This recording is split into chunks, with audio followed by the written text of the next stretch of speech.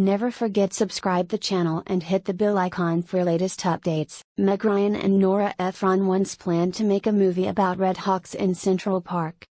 Meg Ryan has finally directed a rom-com with What Happens Later, her second directorial effort.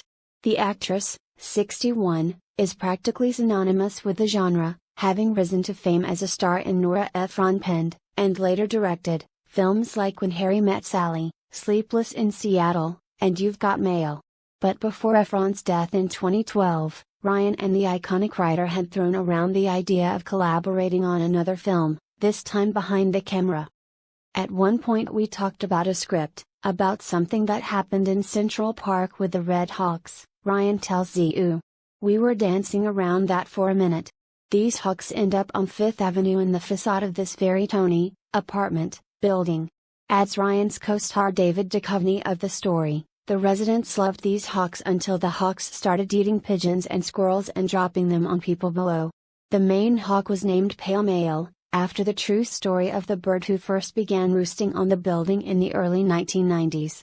The story gained international attention in 2004 when the building's co-op removed the nest, sparking an outcry. The plan was for Ephron to write a film inspired by the 2004 incident, with Ryan directing. She had a draft of that and then we were going to work on that, Ryan explains.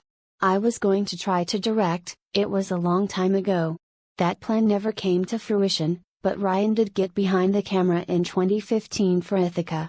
And now, she returns in her and Ephron's signature genre. Many of the Ephron hallmarks are in What Happens Later, from the quirky characters who feel both highly specific and utterly real, to the note of melancholy threaded throughout the story.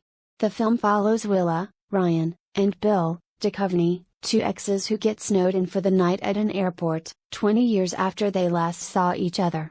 Ryan even dedicated the film to the late auteur with an ending title card that reads for Nora.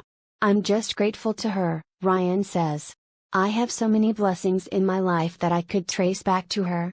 We fell in love with the same genre. We were in love with it in the same way. One of the main things for Nora was magical reality, Ryan says of the connections between her movie and Ephron's films. Her work was all around destiny and kismet and the idea of larger forces at work.